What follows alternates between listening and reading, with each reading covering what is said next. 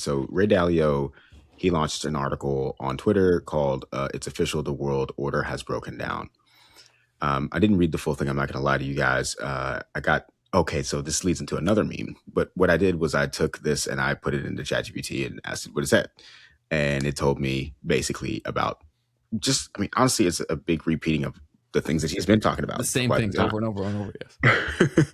And so people are kind of roasting the concept. And this guy did another funny video. He's getting a lot of love from us, and he does it every day. He almost comes with a funny video every single day. So I think he deserves some credit. I mean, oh my God, Ray did it again. I mean, guys, this guy doesn't write very often, but when he does, you pay attention. Inject this into your veins, guys. Consume every piece of this content like it's the last meal you're ever going to eat, because this dissects exactly what's going on in the world order and why it's broken. Even though Ray Dalio has been calling for the end of the world every 6 months for the last 30 years, he really did it this time, guys. And if you don't read this, you're absolutely screwed. Guys, he drops so much value in this. This is so fire. If you read one thing, make sure you read this, because it will change your life. Bro, he's great, because like he says the shit that I would want to say, but I wouldn't be like as expressive as that. Right. So yeah, he's very funny. He's great for comedic relief, and that, as someone who lives and breathes on Twitter, like he can pick that up too. His name's Clemente, I think is how it's pronounced. Yeah, he's funny, and that's that's the whole thing, right? Is that you can spot these things, and then when you start seeing them, you don't fall for them the same way. Because I started marketing on social media and the internet really young. I realized really young, the entire internet is horseshit.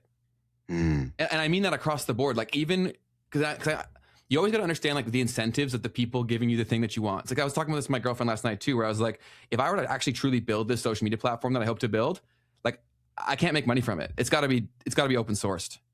Because the second that you have incentive structures there where there's someone to put pressure on, it'll inevitably will happen. Right? So just think about Google, right? Google started off as this free, amazing service. Obviously, it's probably connected with the US government, but whatever.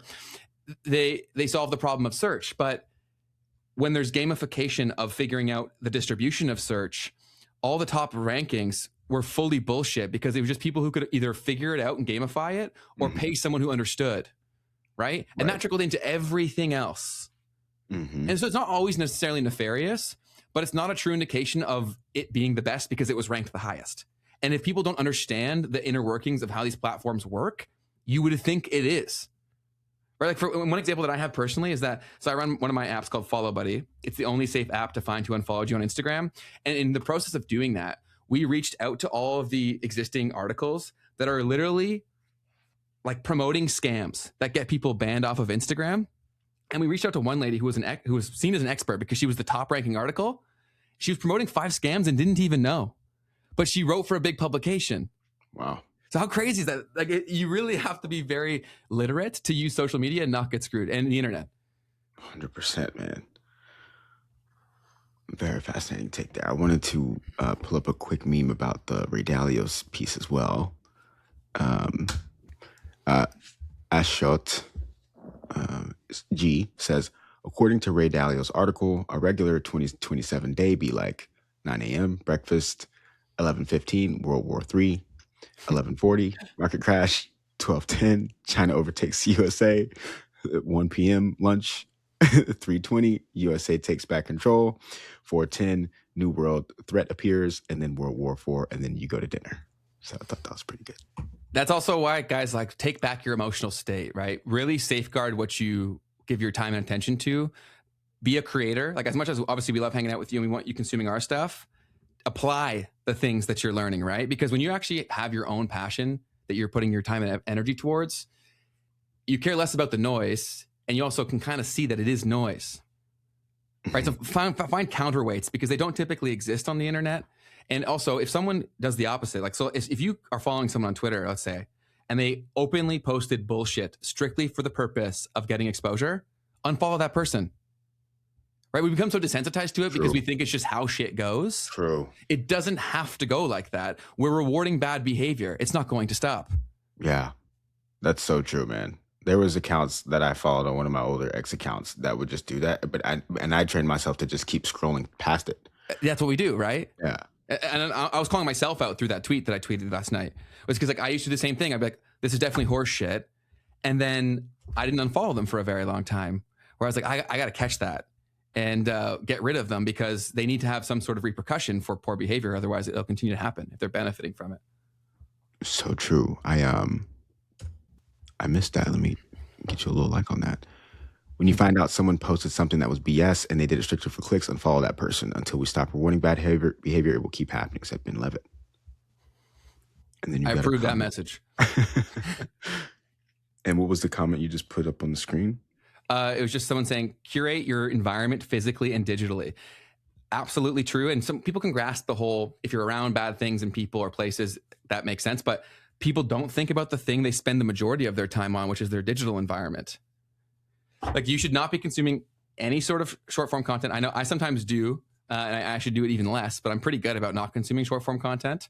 But there's nothing of value you're going to get in 60 seconds. Like, honestly, and even if you do get that, the other things that are there as trigger points to keep you consuming longer will either completely eliminate that value or greatly diminish it.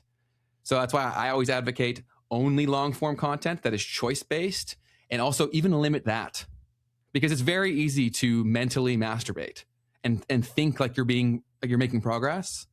But if you've like wanted to do a thing for months and you haven't taken any of the actual actions to do that, you've just consumed a lot about it, you're never going to get out of that trap. Great point, man. Speaking of digitally curating your environment, James Thorne here has been on a roll of just counter whatever is going on Twitter. So I'm going to read this one off a little bit, or just pieces of it, right? So he's basically saying that when Ray Dalio says the world order has broken down and warns of very, very dark times for the U.S. because of debt, polarization, and a looming capital war, he is effectively betting against America's capacity to adjust within its existing institutional framework. He spent years praising China's governance and long-term planning, while downplaying the fact that China is now wrestling with crushing deflationary pressure and one of the worst demographic outlooks in modern economic history. He celebrates its rise, but largely ignores that an over-levered, property-dependent, aging, shrinking society with chronic excess capacity is not exactly a clean escape hatch from the very debt and growth dilemmas he says will doom the United States. So look at how he expresses that view in markets. He calls gold the safest money, says it is certainly safer than the dollar, and urges investors to put roughly 10 to 15% of their portfolio into it, because today looks like the 1970s, and debt-heavy, credit-dependent assets are destined for trouble. In other words, he is not a neutral diagnostician of American decline. He is a highly public example of the broader pattern I'm describing. Those who make their reputations predicting the end of American systems adaptability almost always express that view by loving gold and structurally positioning for U.S. financial debasement. Mm-hmm. So from what I take away from that is he's basically saying, like, look, incentives, and dude's talking his book. He owns gold. Yeah, which is, you always got to consider that, man. Everyone always be thinking like that. And I think a lot more countries are screwed in this current system than people realize. And so everyone's always like, oh, America's screwed. But it's like, yeah, but they're not the only one. Do you know what I mean? Yeah. They may be the one creating the media and the headlines that we all watch, especially if you're in the West. But I don't think many people are in a very rosy situation, because there's like people, let's say China in particular, people always zoom in on like their tech. It's like, that's one part of a country or a region, right? Yes, they might be crushing it there, but what about the human side of all these things, right? There's so many more things to consider. So yeah, I think that's totally fair. You should totally be questioning anything he's saying and everyone else. Awesome. Yeah, I'll probably bring up another one of this guy's tweets at some point, because he's got some really counter trend takes. It's almost like his whole thing is just like, whatever y'all are talking about is BS. I think we should always do that with pretty well everything, right? Because you always got to play devil's advocate with yourself. I try to train myself to do that. So, I have a really good idea. Why is it the dumbest idea I've ever had? Right? And then you typically find where you would fall before you actually fall, which is a very good practice. JMK said, define short form content. And then Matthew helped us out there. When I'm saying short form content, I'm referring to short form video content. Twitter could potentially fall into that as well if your consumption patterns are there. But I do think the buffer of having to read makes it far less bad, because you're at least aware of it more consistently. But again, I just said my own bad consumption patterns for a long time is that I would just scroll past bullshit instead of unfollowing bullshit. So we should always be auditing these things to improve how you're doing it. If you're enjoying this was actually taken out of a piece of our live stream where we go live every Tuesday and Thursday at 12 p.m. Eastern. If you want to see the full version of this episode, you can click the link in the description down below. But for now, back to the clip. Okay, I've got a clip for you guys. Okay, so Michael Green is a very well-known kind of macro analyst in the internet space, and he was on a podcast the other day and dropped a really, really cool gem about how Wall Street is manipulating crypto. So let me play you guys a clip from this episode. I think this was a beautiful saying here. Oops.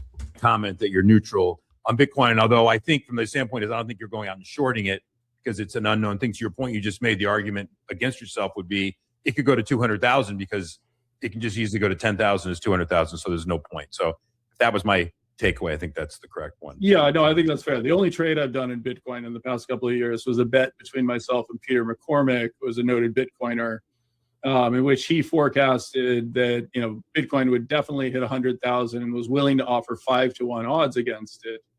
The funny part is that, you know, so I had to put up 20,000 that it wasn't going to hit 100,000, and he was going to pay me 100,000 if it didn't hit 100,000, right? That allowed me to go out and buy that same option in the market at 1/5 the price he was offering it to me. And so it actually ended up being an extraordinarily profitable trade for me, which, you know, Bitcoiners, of course, didn't understand. Peter, when I tried to renew the bet with him on $1 million, was like, dude, how much money did you make off this bet? And he was extremely disappointed that I didn't lose money. I made money on the bet. That took the joy out of it for him. But that's like, Danny, you know this. That's what Wall Street is, right? Our objective is to make money no matter what. And if you give us the terms and you express a strong enough belief in anything, we will fleece you. I have a one. That ad turned on right as I was done. So perfect. Fascinating. And plays into kind of understanding guys like odds and the way that these odds are expressed in markets through pricing, right? So when he's basically taken this bet that would have been to where even if he was wrong, because the person had so much conviction that he was going to be right, that he actually got better terms on the deal that allowed him to make it a profitable thing to be wrong. Okay. And in general, right, when we're playing around with derivatives and stuff like that, like there's a lot of mechanics that go into, especially like, for instance, an options price, that if you don't understand Greeks, if you don't understand the actual mechanics behind how these derivative contracts actually work, then you could be setting yourself up to be right and still lose. It's exactly how options work a lot of the times. You can have the strike price on something right. You can actually get to the point to where your trade is basically winning most of the time that you're in that trade in an options contract, and just right before the expiration of the contract goes up, you end up losing on the bet or whatever it is, and so on. So just something, or just in general, you can even be on the right side of the strike price, right, where you're in profit on your position on paper, but it's actually not valuable enough because of the increased volatility in the market or whatever. So just things to think about when playing around with derivatives and stuff. But what were your takeaway from all that clip too? I love when you share this stuff, and you should share a lot more of it whenever you can, because like that's a hard concept for people to understand. But when you understand that concept, you realize how messed up everything else is. Right? Do you understand? You know what I'm saying? Because like, especially from an outsider who's not in this world, they're like, yeah, Wall Street's messed up. But when you see an example and you're like, wait, I can be right and be wrong. You know what I'm saying? Like, then it's like, it clicks, I think, for a lot of people where they're like, this shit is crazy. Right. Yeah, no, I think that's, that's just, I think that's also why we've seen the crypto market that we have seen, is the more that people like this get involved with the market. And if you think about like, who was still here? Because retail had left, right? So who were still holding crypto? It was like the purest of the purest crypto people, probably the easiest people to beat. They made their money in a different game. Wow. right? So like this is looking back on it, I'm like, yeah, I guess like in retrospect, this could have been fairly obvious that they would do some shit like this, move it down a lot, because that would wipe out so many things, right? Where if they have the ability to do that, he just said they're going to do it. So yeah, I think that's great point. Yeah. And like you made a really good point. The people that are in the room are the people that have such high conviction. Yeah, 100%. Right. I think long enough time horizon, it probably serves people well, but we're losing people by the day, and I can't blame them in terms of quitting crypto. We lost your camera, Keith. Oh no. So on the screen here is the change in Bitcoin ownership from River. This is some research that they've done about how this changed in 2025. And as you can see here, individuals have gone down a lot as far as the change in Bitcoin ownership, but businesses, funds, and governments have risen drastically. Okay, change in Bitcoin ownership, got it. Yeah, it's how far out do you think we are from like a government, like a big government openly buying Bitcoin? Well, it's interesting because it's all happening covertly at the moment, right? Yes. Like it's the sovereign wealth fund or the private sector. Yes. That's basically acquiring the Bitcoin on behalf of these governments when you really think about it. Right? Totally. Michael Saylor, right? Like that's kind of when you really look at his role, it all kind of starts to make sense that maybe he actually is an operative in the sense of United States. I said that a bunch of episodes back. Yeah, you definitely planted that idea in my head. And again, everything that we say in here, guys, is like pure thought exercise. We are blowing smoke out of our ass because I just think that's where you come to interesting things. And so, yeah, anything we're saying, we're not saying it with conviction, like, oh, this person is this. We're running through the thought experiment of, would their behavior make this a possible reality? Then when that happens, how can I align myself, my resources accordingly to potentially benefit from that and make decisions based on my level of conviction in that thought experiment?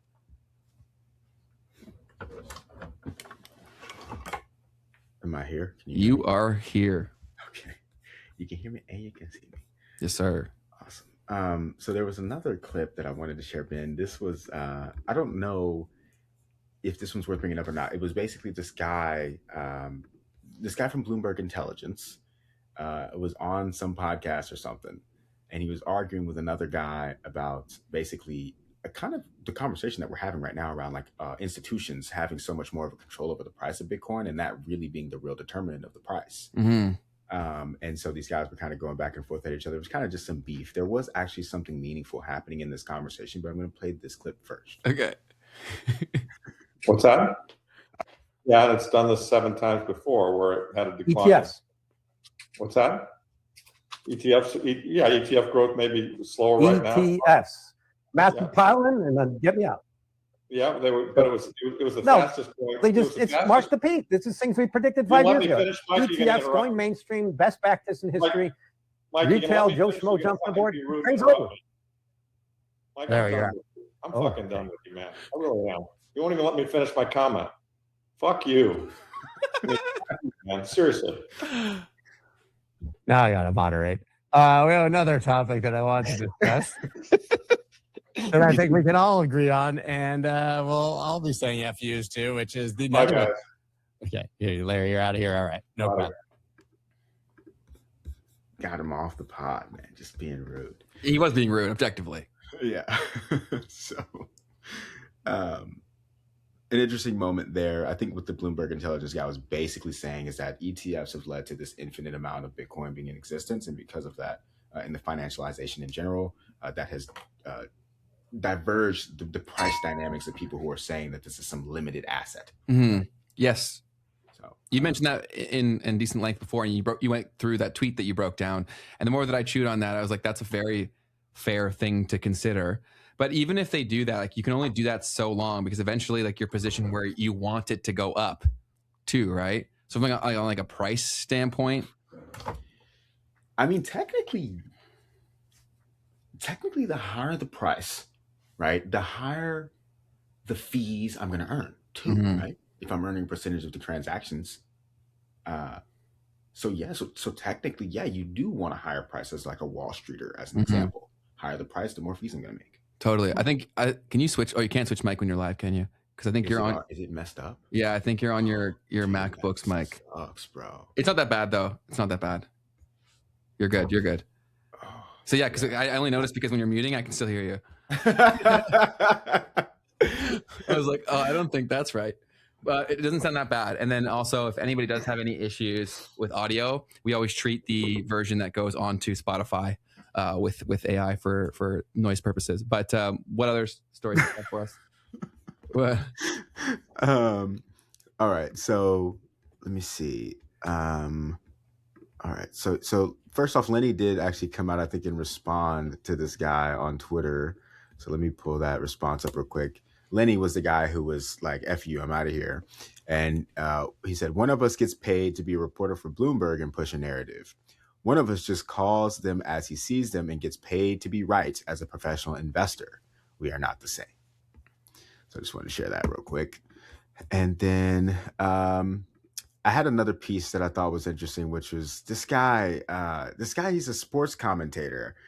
Ben, are you familiar with a guy named Stephen A. Smith? Oh God, am I ever, bro? I used to want to punch him through my TV when I used to watch a lot of sports. So he's been opening his horizons lately and has been, the past couple of years, basically positioning himself to make some sort of a run in politics. Okay. So I wanted to point out that he made this interesting statement over the weekend or whatever. Let me play it. Clip. Make no mistake about it. We wouldn't have a border crisis under my watch. Hell no. We wouldn't have this crime that exists in the streets of New York. You wouldn't hear about me saying defund the police. We ain't defunding any police. I'm calling 911 when there's a problem. I know you're calling 911 when there's a problem. I'll be damned if I'm going to have less police officers out there. There's going to be more. That's me. I would focus on a flourishing economy and making sure we did everything we could, because I believe when you have something to lose, you know how to behave. When you have something to lose, you know how to behave. If you have nothing, you have nothing to lose. And as a result, you're willing to tear down anything, even if it's America, because you feel betrayed by a country that's supposed to be looking out for you and positioning you to thrive instead of wallow in misery and suffering. So, of course, I would pay attention to the economy. I would pay attention to all of those things. So go ahead, Keith. The only reason I'm really bringing this up is, I guess, the play on people in media, finding their way into politics. And I'll just be honest, I'll say it from my heart, like, Stephen A. Smith, brother, nobody's voting for you, my guy. Yeah. Man. Also, like, his job as a professional yapper, I guess that's not too dissimilar from like what a politician is, but like, oh my, could you imagine him as president, man? Like he's made his living like partially pissing people off. Like that's kind of his job. Exactly. So, and not in the way where it's like somebody actually like likes you and agrees with you. It's like, yeah, it's like, bro, like, you're just causing a ruckus. That's his whole role. And he's very well spoken. I'll give him that. He's decently entertaining. But yeah, like even what he's saying, I would definitely pay attention to the economy. It's like, he said he'd make sure it's thriving or whatever. And I'm like, okay, all right. That's the language we want to hear from you, buddy. Yeah. No, very interesting. And good luck to you, buddy. Yeah. So we can move into some memes. I thought I saw some pretty funny ones over the weekend. This one was hilarious. We had a 3-day weekend in the United States, bank holiday. Monday, markets were closed for President's Day. And I saw this on Reddit. He said the U.S. markets until Tuesday. And I thought that was absolutely hilarious, because that's pretty much what's going on, right? The market's just waiting to take a potential drop with all of the news happening around AI and the developments occurring there. And then we had this video here of this guy trying to explain a problem that he had to one of these AI bots. It's ChatGPT, so let me play this one real quick. ChatGPT, I was given a cup by a friend, and the top of the cup is sealed, and the bottom is open. How do I drink from this? Well, unless you want to wear your drink as a fashion statement, that cup's not going to be very functional. A sealed top means there's no easy way in, and an open bottom means everything pours out. If it's some kind of joke or novelty item, you can have a laugh. Just grab a different cup when you actually want to drink something. Hold up, so let me show you the cup, right? You think this, I cannot drink from this. Is that correct? Sure. If you show me the cup, I can take a look and see what's going on. If I can spot some kind of trick or a clever design, I'll let you know if there's a way. It's right here. I'm not seeing a cup on my end. Maybe the camera angle isn't showing it or it's not in Do you view. see this orange thing? Yes, I can see it now. It looks like a novelty cup indeed. If the top is sealed and the bottom is open, that's likely a gag gift. In practical terms, you won't be drinking from that one unless there's some hidden mechanism or trick. So what if I were to tell you that I could do something like this? If you've got a trick up your sleeve, I'm curious. Maybe the cup isn't actually. Do you see it now? Guy's a magician. I see. So it's one of those reversible designs. When flipped, the open side becomes the top.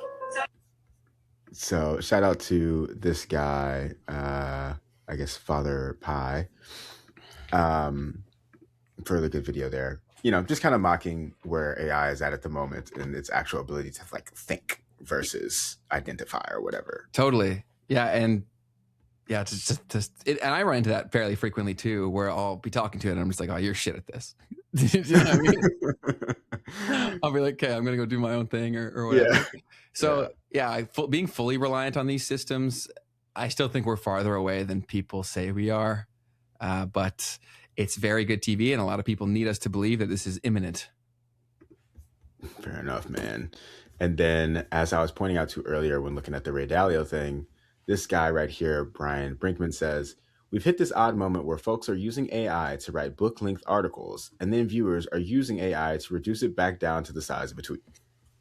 And I thought that was pretty good and pretty accurate as to how I'm also starting to use these tools to re-summarize things that I think could be better. Just trying to shorten the time that I'm spending consuming information at the end of the day. Definitely. That's also a terrifying potential outcome, right? If we become too reliant on these things, right? Because then it could be deliberately adding in like little things and they're not even there. So yeah, it's I would always say like double or triple check. And now with these tools, you can do that faster. Like you can double or triple check, try multiple of them, see how consistent are they. Did one say something that's crazy and one didn't? I think that's very important. If you're enjoying this was actually taken out of a piece of our live stream where we go live every Tuesday and Thursday at 12 p.m. Eastern. If you want to see the full version of this episode, you can click the link in the description down below. But for now, back to the clip. So this right here, I think I actually might need your help on, Ben. Okay. So this guy is talking about the current state of etymology gooning. Got it. And so etymology, everyone, is basically the root of words and the study of the origin of words and the way in which their meanings have changed throughout history. And so Gen Zers, and I'm not counting myself in that, have come up with all of these different. It's three main ones that they're talking about here. There's maxing, mogging, and gooning. Okay, so this kind of builds out a little bit of a matrix of like the different meanings of these different words. You've got maxing, mog maxing, and goon maxing versus max mogging, mog mogging, and goon mogging. And then you've got max gooning, mog gooning, and goon gooning. Man, the meme you shared about, what was it? What's that place called again? There's something Onion. The Onion. Yeah. The Onion couldn't come up with stuff that is crazier than reality. Like this is case in point. So like the mogging thing, mogging to my understanding means like you look more attractive than the person. So like if you're around someone and you're the more attractive person, then you're mogging them, is my understanding. This is very popularized from the look maxing community, which Clavicular is like the biggest face for currently. He's also getting tied into so many different things. And it is kind of an inevitable reality when someone is super hot on the internet. It usually doesn't last that long. So there's a lot of people who try to latch on. And so that makes people cross different niches. Do you know what I'm saying? Right. But these things are crazy. It's fascinating. So Matthew, I knew because you were using mogging earlier, so I knew you'd have some good stuff for us. So maxing is doing something to the most. Mogging is flexing on someone. And then I have cross central for sure. I don't necessarily agree with that cross central.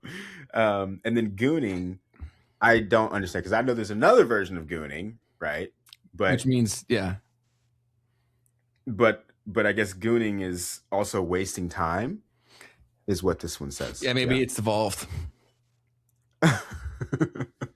I guess it's. Oh, I mean, see, that's an etymological thing right there, right? Because that is wasting time, right? Gooning. So that's like how words evolve. I have a really cool book that I read on this last year. It's called like Etymologicon, and it was so cool to see how some of the words in the English language have come from things that you would never have thought, but that do have actual like etymological like roots, and it's super fun. One of my favorites ones in there was like soon in the UK used to mean now.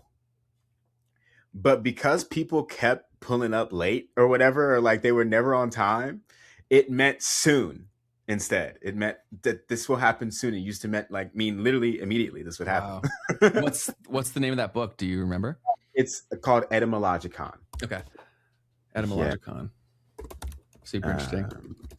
So it was a very, very interesting book. And same thing with like probabilis. Probability. It used to mean that it was certain, and then like scientific discoveries kept being made that proved the thing wrong. And so probabilis and the word probability has become to mean probable versus it used to mean like it was for sure what it was. Yeah. So anyways, and when it comes to etymology and any of these types of like sciences looking back, there's always debates around like what the truth is. So to be fair, that's there. So moving on, we have, okay, I thought this was something you'd have an interesting take on, Ben, about the platforms to use right now. This guy said, Rushi Crypto said, maturing is realizing X and YouTube are the only apps that actually improve your life. YouTube makes you smarter. X connects you with the people ahead of you. Everything else just eats your time. What do you think of that, Ben? I think that's true to a degree.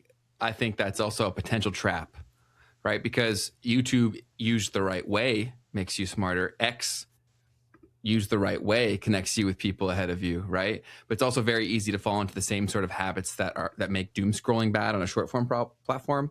So I think this is directionally correct, but additional nuance definitely should be attached to it, because you could just as easily go on YouTube and spend your entire day watching educational content that you do nothing with, right? Which if you're just looking, like let's say you're someone who's retired and you're just looking to learn, like that's what my grandpa did. The second he got the internet, he just like learned everything. So that's fantastic, right? But it all depends on what are you optimizing towards.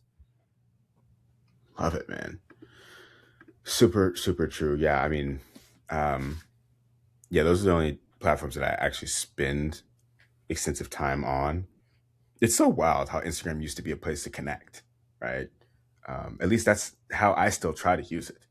It's like I'll look at people that actually care about stories, and that's only when I'm logging in so that I can post, to be clear. Yeah, and that's how you should use it, right? Because these platforms have been designed by people who they were obsessed, and there's so much at stake to getting people to spend as much time on there as possible by any means necessary.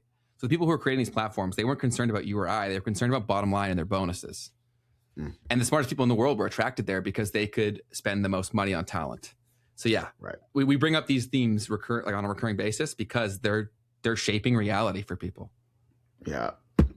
All right. I realize we are deep into time right now. Logan Paul just sold a Pokemon card for $16.5 million. He bought this Pikachu for $5.3 million in 2022. He then fractionalized 51% of this on a platform called Liquid, and then Liquid went under, and he bought those shares back for $250,000, which were worth $2.6 million apparently. And then he just auctioned this card off for $16.5 million, which is the most expensive trading card ever sold. How much did the fractionalized owners on Liquid get? He said 0. So I don't know too much about the story, Ben. Have you seen a whole lot about this or any insights? Yeah, I know a decent amount of it, but I don't want to misspeak and get in trouble by him. Like he's been on a blocking spree, and then also like from my understanding, a legal spree. But basically, and he's opened up a new platform that basically does the same shit as fractionalizing. Yeah. Okay. Gotcha. Yeah. So there's a new platform where you can support them. Hopefully they've ironed out the kinks there, and not condoning, not suggesting you use that platform whatsoever, but that does exist now. Yeah. So I typically,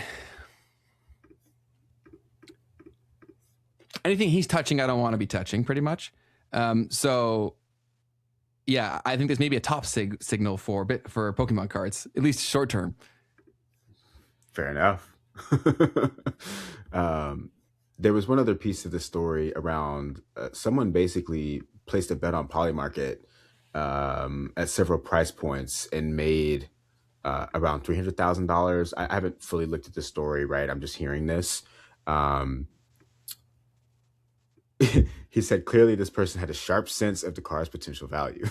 It's possible they were part of Logan Paul's team, or maybe even the buyer themselves, using insider knowledge to cash in on this auction hype. Yeah, that's the craziness where that becomes possible across so many different things that people aren't privy to. So yeah, that's definitely crazy. The guy spending that much money on it is insane, but obviously it's for the optics of it all. Apparently he's trying to promote a treasure hunt where he's trying to collect the most valuable collectibles for our generation type thing. So he bought it for exposure to that. But at this point in the game, like, I don't know how many actual fans Logan has. He's got a lot of followers. How many fans does he have? Interesting. Yeah, they're definitely good marketers. Like him and his brother are obviously fantastic marketers. But when you market like they do, I do think there's like, well, with any fame, there's a lifespan to it. But I think when you are always doing like shock marketing, that can only diminish with effectiveness over time, right? Do you know what I'm saying? Because you're desensitizing your audience to what made you successful every time you do it. Fair. Last little meme-ish type of thing here is there are generally two types of LLM users, says Mark Cuban. Those that use it to learn everything, and those that use it so that they don't have to learn anything. I thought that was an interesting take. That's a solid perspective, I think. I think it's a very interesting take, because I'm definitely still in the camp of using it to learn. But there could be ways, I mean, there's a lot of ways that you can use it to actually do things, right? Yeah. And I think that's so powerful for that. When I used to give the advice of Google it, now you can actually get custom education through an LLM and always double check what so don't followers equate to fans in this realm? I think the difference comes from what I would consider a fan is like, would someone buy what you're selling? Right. And so, yes, if you have enough people, of course, you're going to get some, but I would imagine like his conversion rate is pretty horrendous at this point, of like how many of those people are actually lining up to buy the things that he's selling. That's more what I meant. Hopefully that makes some sense. I have a question from JN. I have a question for people who collect cards, toys, comic books. Why do you collect, and what are you going to do with it in 10, 20, 30 years? Are you planning to sell for a profit? That's the point where we're at, especially with Pokemon, is that so many people with so much money have entered the chat where it's like, who's going to buy this from you now? Like that card that he sold for that much money, like who could you possibly sell to that would pay more for that? I do think that, I don't think collectibles are going away by any stretch of the imagination, but there's always these boom and bust cycles where things get too hot. And it seems like Pokemon is at a point where it's alienating actual collectors that aren't super, super rich. And that usually means that it's speculators purely chasing. They don't love it, which usually eventually leads to a drop down. Hey, you made it to the end of the clip. That means you're probably enjoying this. And if so, just know that you can catch us live every Tuesday and Thursday at 12 p.m. Eastern. And if you want to see the full version of this episode, you can click the link in the description down below. Otherwise, YouTube thinks that you will enjoy this next.